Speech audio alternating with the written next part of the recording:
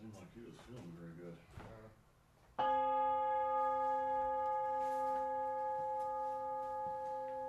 Hopefully he feels better soon. Well, I hope so too, but they obviously were really struggling with that.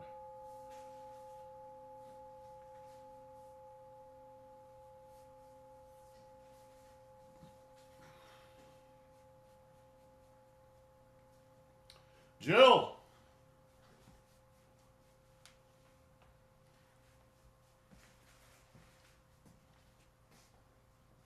So what does the rubber ball do to enhance your It's really interesting. It really does make a difference. changes the tone. Kind of tinny. I'm back. Much Yeah. more mellow. We're playing with the gong there. Oh, I see. I thought you were like, where is she? Well, I was doing that too, but no. This is.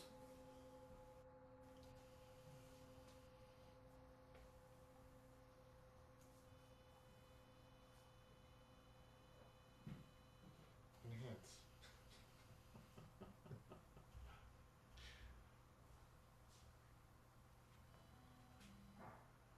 Now, I don't know whether you guys can see this. This is the gong, right?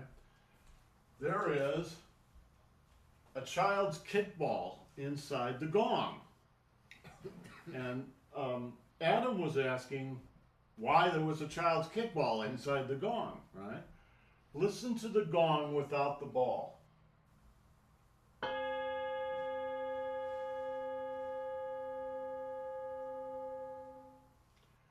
It's a little tinny sounding, a little rattly.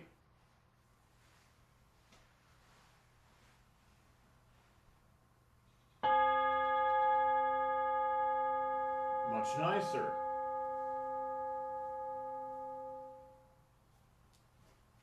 Anyway. An ancient technique. That's an ancient Zen technique.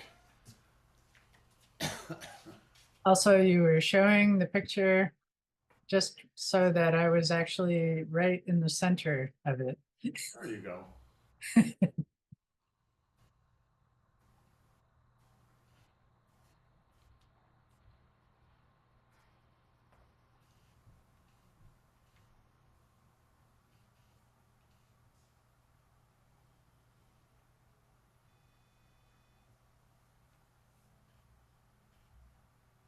Boom. Back to 0. Okay, Catherine is going to lead the class in the third. No, okay. Let's do the third section. So the third section starts at lean with back. All right. And then green dragon emerges from water. 1, 2, 3, 4. And then old man strokes his beard. Peng Lu on Ji. Brush the chest, and old man strokes his beard. Change palms 3 times. Once, twice, 3 times. Block and fist beneath elbow. Repulse the monkey.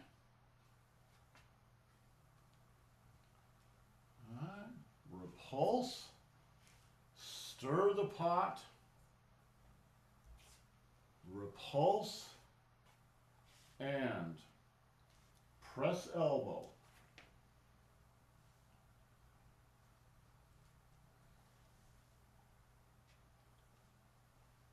Change sides, press elbow. and middle winding.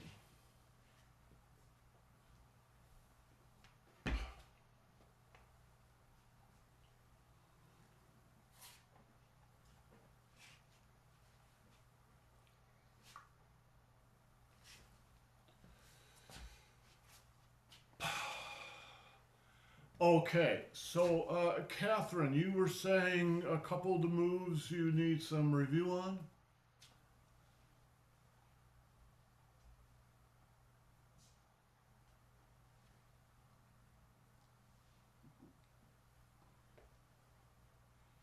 Especially 17 and 18. So the last two moves. Yeah, but I'm really not good at this very pretty dance with the Repulse the Monkey. I mean, it's so complicated right now for me. But Let's start with Repulse the Monkey then. All right. Now I'm gonna lower the camera just a little bit. Try to. First thing is footwork.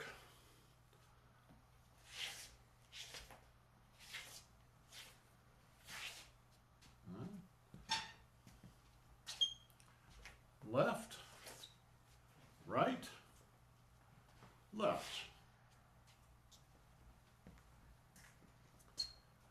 Left, right, left. 1, 2, 3. So the footwork's pretty easy. The repulsing the monkey is relatively easy and relatively easy to synchronize with the lower body. The hard part is stirring the pot, but let's wait for stirring the pot. In fact, in most versions of Chen style, there is no stir the pot. That was added in to Hunyan, so you can thank Grandmaster Feng for that. All right. Let's just do repulse the monkey. Repulse the monkey. Repulse the monkey. Repulse the monkey. Pretty simple. Repulse the monkey. Repulse the monkey. Repulse the monkey. So it kind of just happens naturally when you do it. But there's something in what we just did that's very important, not just in this move, but all moves. And that is, there's a relaxation period. Watch. Repulse the monkey, relax. Repulse the monkey, relax. Repulse the monkey, right? There's a little relaxation in there, because otherwise, it's just going to be stiff. You have to have that relaxation in there to recenter yourself and just relax the body. Repulse the monkey, recenter and relax, and repulse the monkey, recenter and relax, repulse the monkey, recenter and relax. Now, if you pay attention to that little relaxation period there, that's the beginning of stirring the pot. Relaxation, oh, you can just turn it into stir the pot. Relaxation, stir the pot. Relaxation, stir the pot. Relaxation, stir the pot. So, stirring the pot is an elaboration of the relaxation point. Now, it's a fairly complex elaboration, so you got to get it a little bit. I think I explained a couple of weeks ago to Catherine, but Jill, I'm not sure you heard this, how stir the pot works.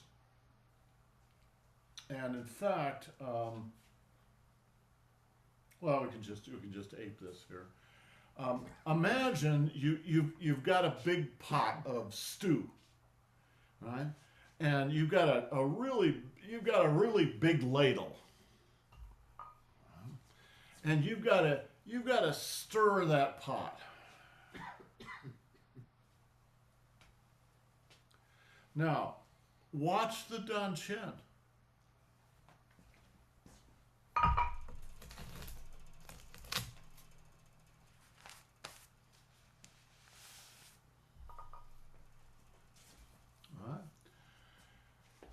If you're cooking all day, you're cooking for 400 soldiers, all right? You're cooking all day. You don't want to do this with your arm, because by the time noon comes around, you're gonna be in traction.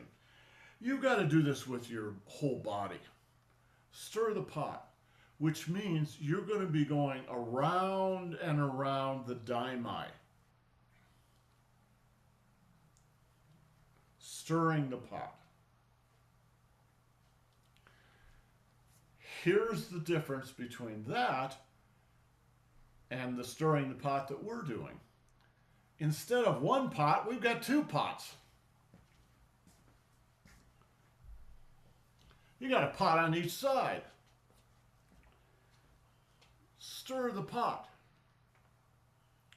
You got two huge pots there, and you got to stir them. All right. How does the energy work inside the daimai? It's easy when you just got one. You can see it's just going around the waist, 360 degrees. If it's just on the other side, it's going around the waist, 360 degrees. But what happens when you got both of them? There's two ways you can think about this, and either one is okay. Either one will work. One is, remember, your energy can do things that your physical body can't. And you've probably seen pictures of little kids with hula hoops around their waist, one going clockwise and the other going counterclockwise. So your daimai can work in both directions at once. And you can think of that happening this way. All right? This one's going counterclockwise. This one's going clockwise. They're both happening at the same time. Stirring the pot. All right? Another way to think about it is that your daimai has two hemispheres, just like your brain does. One on the right side, one on the left side. So what you're doing is bringing energy into the TINGJIN in the center. It goes through the body and comes out the Mingmen in the back, and then goes around, out both sides, left and right, and back in again. So there's two circles.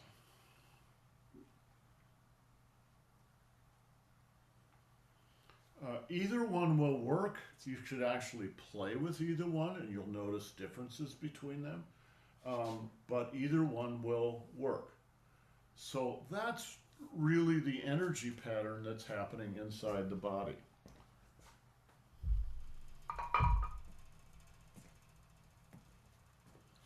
Repulse the monkey, stir the pot. Repulse the monkey, stir the pot. Repulse the monkey, stir the pot. So, actually quite simple. And then you have to pay attention to your toes, because you have to adjust your feet as you do this walk backward. So we got the general footwork earlier, now the more detailed footwork, right? Look at the back foot.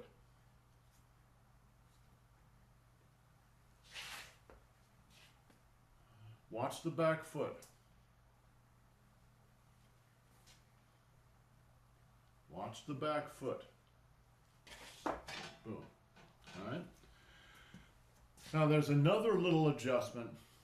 You don't have to do it all the time. You do the foot adjustments in order to feel like you've got good stability. If you've got good stability, you don't need to do the adjustment. But watch the front foot.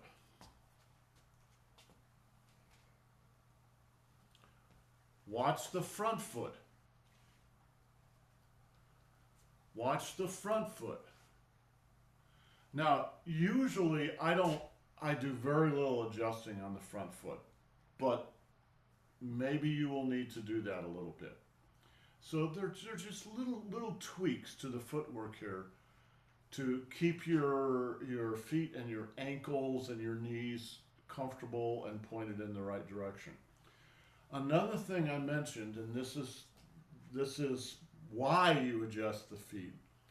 When you walk backwards, you do not ever want to do this.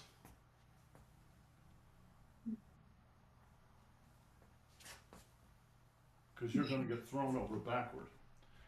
Your hips, your superior iliac crests on both sides stay pointed at your opponent. So your hips are squared up and you walk backward with them staying squared up. Watch. They stay squared up. Boom. Questions?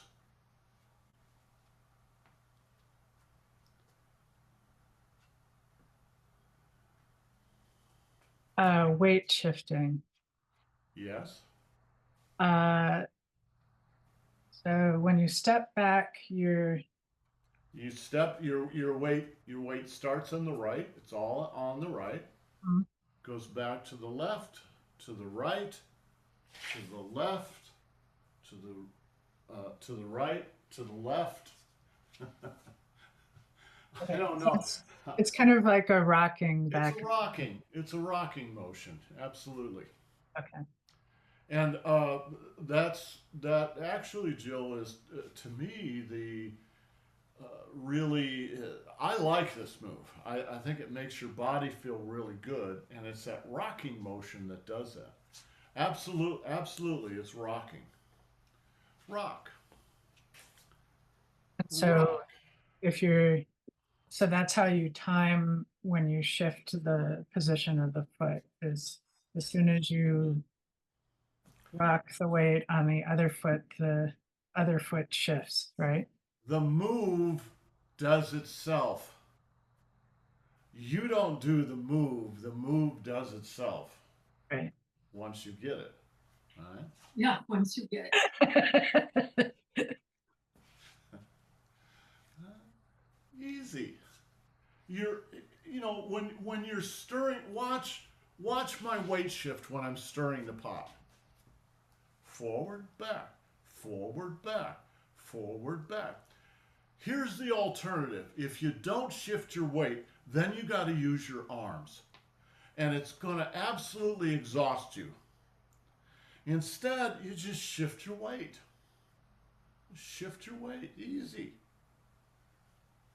Right? It doesn't tire you out.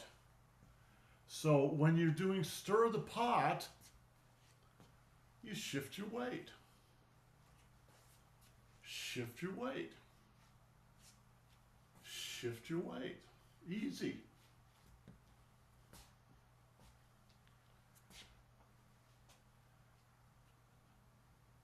I think we need some music. I think music would help with this. All right, now remember this about the hips. You gotta keep them pointed forward. You can't turn your hips.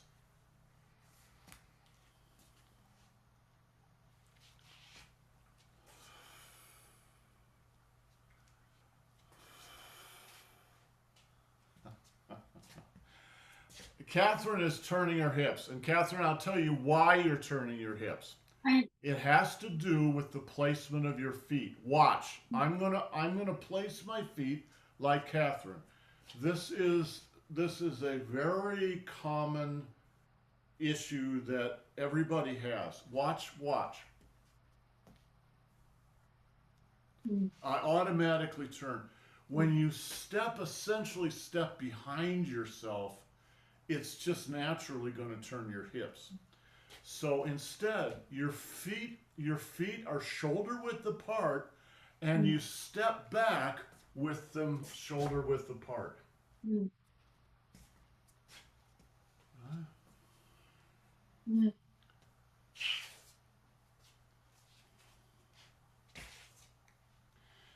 It takes some getting used to, because it's not the natural gait for a lot of people. It's essentially, it's a horse stance. It's a high horse stance. If you start stepping behind yourself, you're going to turn your hips. And if you turn your hips, let me show you what happens. All right, now step in your back here. All right, step behind yourself. It's just so simple to push him out, because he's already pushed himself out most of the way. So you just, as the old saying goes, you help him do what he wants to do. All right? Come around here. All right? Go. It's almost impossible not to get pushed out. But if you stand square, all right? It's much easier to keep your stance. And this is true for every move, not just this move. Now, I've been watching Catherine in some of the Qigong classes and whatever. She's developing a very decent horse stance. But there's a difference between Qigong and Tai Chi. Qigong's pretty simple. You just stand there. Boom. Now that's a decent high horse stance, and you just stand there. It's not that challenging. But if you've got to do all this other stuff at the same time, but that's the idea, is you take the horse stance from Qigong and you move it into Tai Chi.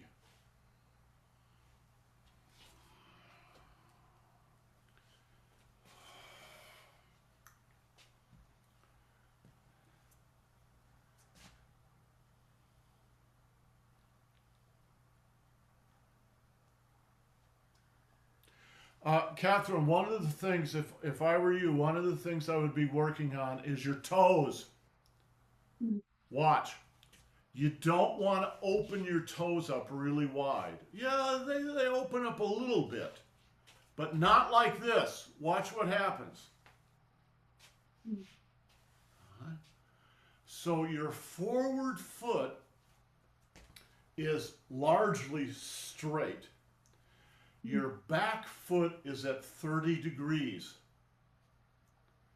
Not 90 degrees, not even 45 degrees, but about 30 degrees. Same as our roof up here. As I know, because I measured it.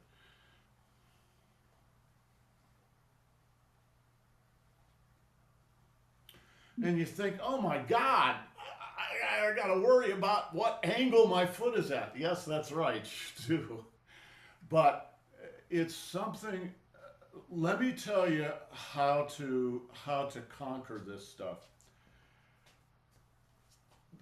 This move that we're doing is not a difficult move. But when you're learning it, it is difficult.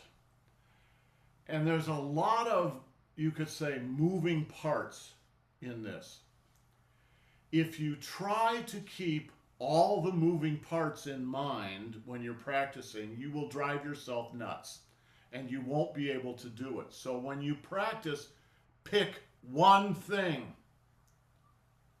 I'm going to worry about my toes today, or I'm going to worry about my hips, or I'm going to think about whatever, you know, the stirring the pot. Pick one thing that day and just focus on that. And maybe focus on that for 3 or 4 days. And when you forget about it, then you know you've got it. Because you've practiced it enough, right? I don't even have to think, I don't think about any of this stuff anymore. because I practiced and practiced and practiced it. It's just in there. I don't think about it. But you are going to think about it. So don't try to think about everything all at once. Just pick one thing.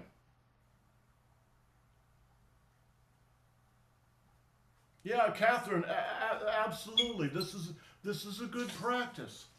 Right? It's just think about, okay, I've got a line here, right? If I have to walk backward and I end up going like this, well, something's wrong. Right? I'm off the line. So I need to figure out, how can I stay on this line? And just practice that. Questions? Are you leading with your toe or your heel? When you go backward? Yeah. Okay, so he asked, do you lead with your toe or your heel? When you move forward, you lead with your toe. When you move backward, you lead with your heel. Right? And you think, well, do you mean you actually lead with that? Yes, you actually lead with that. You actually put your mind in your toe. You actually put your mind in your heel. And I'll tell you why it makes a difference. So your heel is landing first? All right? So stand squarely, right? So suppose I was going to do a throw. This is a throw that we do earlier at the end of the second section, right? So I'm going to come like this and hit his leg here. If I'm going to do that, I have to start with my mind. Let's move forward a little so it shows that. All right. I have to put my mind in my toes and then in my heels. And I also have to be throwing him off a little bit up here, right? Boom. You have to guide your body with your mind. Guide your energy with your mind. Guiding it doesn't mean you get ahead of it. And you certainly don't go behind it. It's like learning to ride a horse. You have to be where the horse is. You can't be 100 yards ahead of the horse. You can't be 100 yards behind the horse. You have to be right there. All right? Boom. Boom. Remember this move. Right there. That's that move. Or some version of it. Make sense? Mm. So, it's about harmonizing. It's about synchronizing all this stuff. So that may seem like a little question. That's actually a really important question. All right? If I want to go forward, I have to be in my toe. All right? If I'm going to be back, I have to be in my heel. Boom. You're leading with your heel, but the ball of your foot is actually landing first. You mean when I come back, is my heel on the ground, you mean? Yeah. For the most part, you don't want to put when you're going backward, you don't want your weight or your whatever to be in your heel because it'll dig into the ground. And when you dig into the ground, you may end up stopping yourself. So instead, you want to be on the ball of the foot so it can sweep. Most sweeps are not really about, how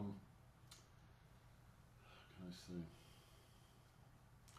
They're really about causing the guy to lose his balance. Now you notice when I did that on you, what I really hit you with was my calf, Right. not my heel. Well, there's a couple reasons for that. One is if you hit somebody with the heel in the lower part, you're going to end up hurting them probably, right? Here, let me demonstrate. Right? All right. If I actually move your other foot forward, if I actually hit him with my heel, I could hurt him. All right. So instead, when I came back, I got him with my calf, which is what you often do. All you're really trying to do is disrupt his sense of balance. Once his sense of balance is disrupted, he's gone.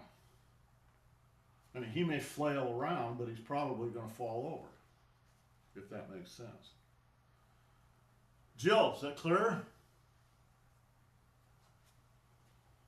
That's very clear, and I'm contemplating how. So my injured ankle, basically, my balance on that foot is not so great. Yeah, Yeah. imagine.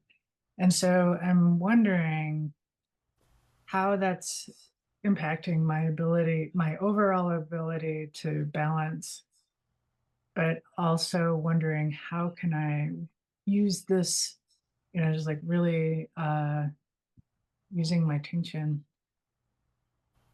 Well, your nickname in China might be Iron Ankles, right? And so you have a weapon in your ankle there.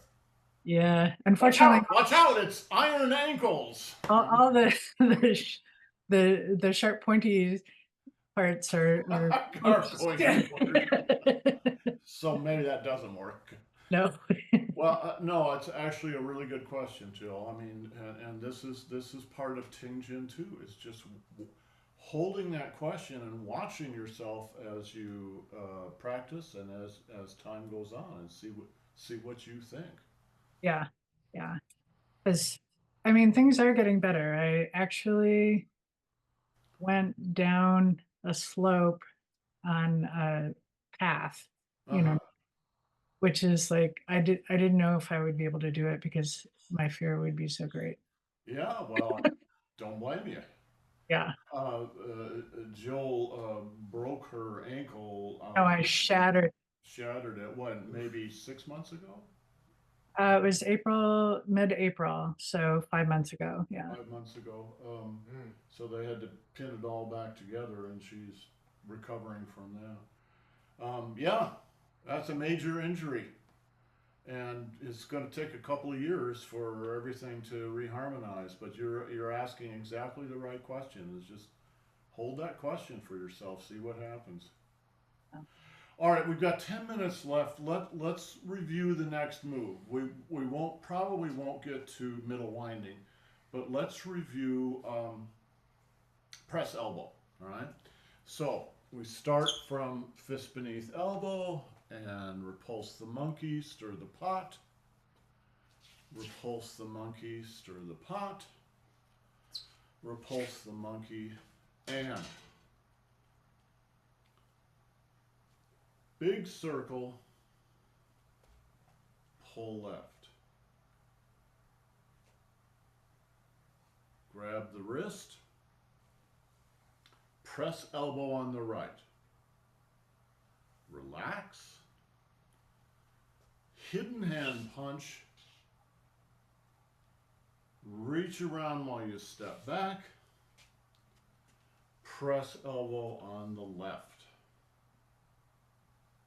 All right? So 4 parts to that move. The first part is a big shoe circle and followed by a ping circle.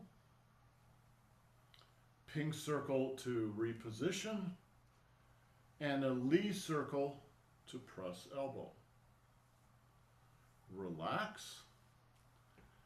Ping circle for hidden hand punch. Another big ping circle for step back and reposition. And a Lee circle to press elbow on this side. Shoe,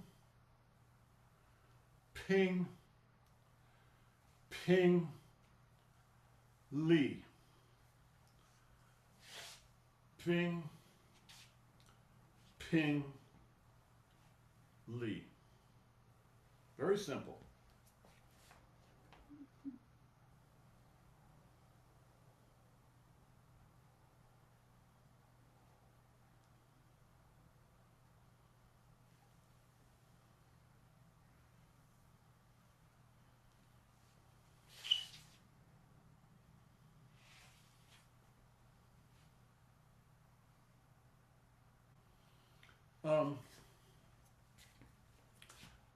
Now I've got Adam here. Let me demonstrate what the press elbow part of this really is.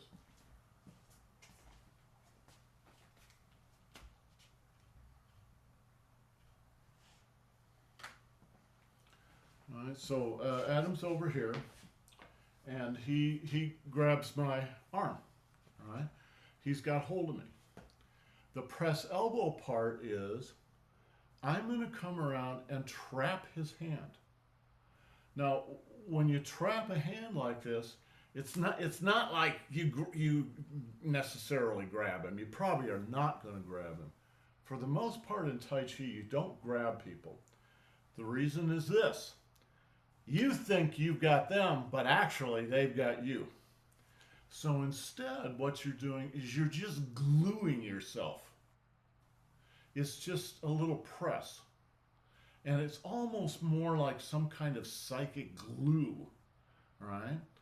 You're sort of, a lot of what happens in Tai Chi, particularly because in real life, this all happens in a split second, is you're suggesting to his body that it hold on to you.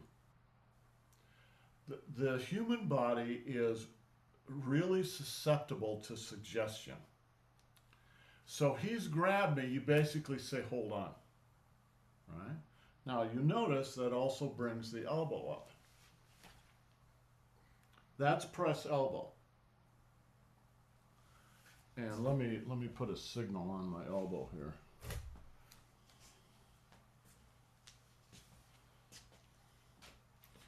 All right. So the elbow comes up, and now can you see the whole thing is turning, right? The whole thing is turning. You get your elbow behind the behind his elbow and behind the meat of his arm, and you flip that. All right? And then you excuse me, I didn't mean to do it that hard. And then you press down, and he will have to go down. Now the other option is he could punch you in the nose with the other arm. So all this stuff happens really quickly. Boom. But that's what you're doing. All right. The first part of this.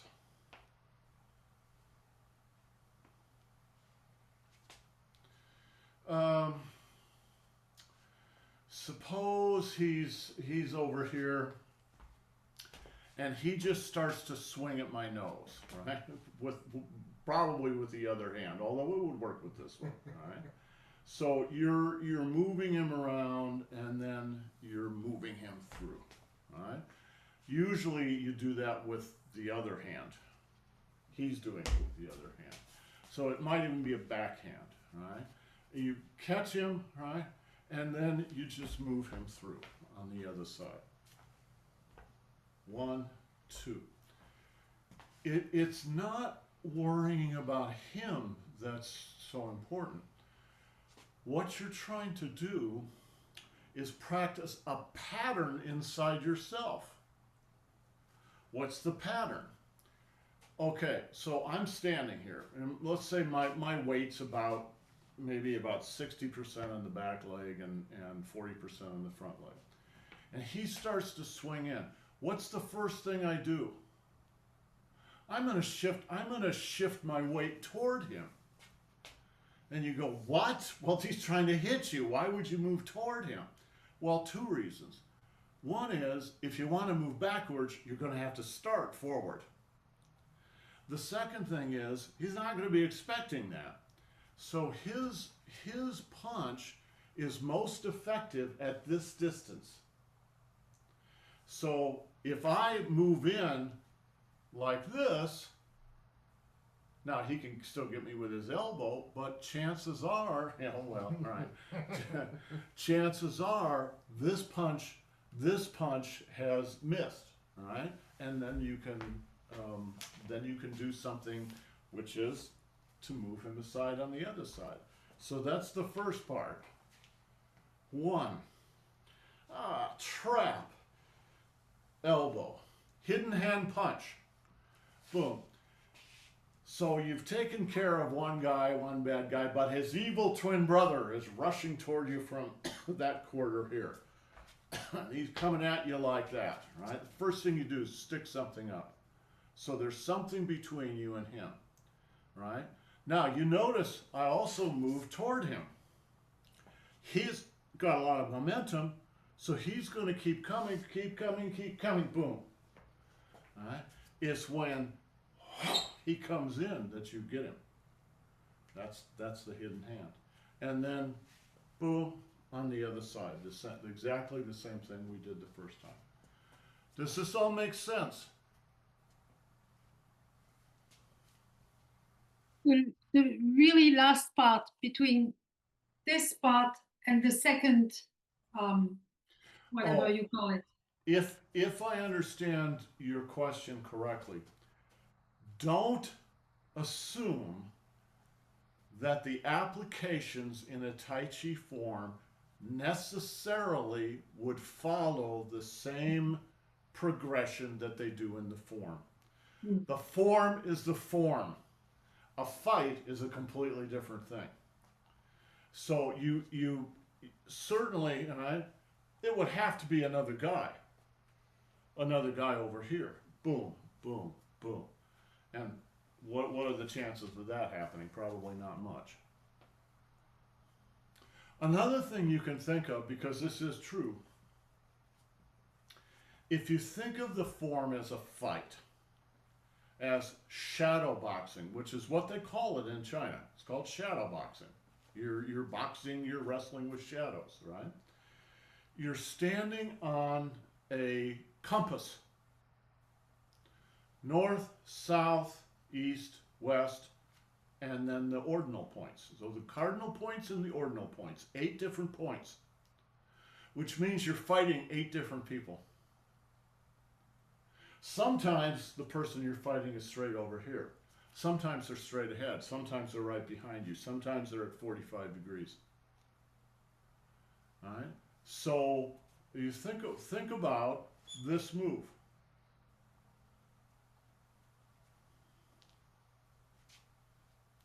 Probably fighting somebody at 45 degrees. What about this one? Probably straight ahead of you. They may be coming in at 45 degrees though, just like Adam was. This one, probably coming in at 45 degrees. This one coming in from 45 degrees over there. Does that answer your question? Yeah. But they're not, it's not necessarily that you would do 1, 2, 3, 4, just like it is in the form. They stitched all these together to make a decent form that would run from beginning to end pretty seamlessly. At least that's the idea. Okay, we're over time. We did not get the time to do middle winding. Boom. But we'll do that next time. All right, guys. Have yourselves a great day. Ciao. See you later. You do.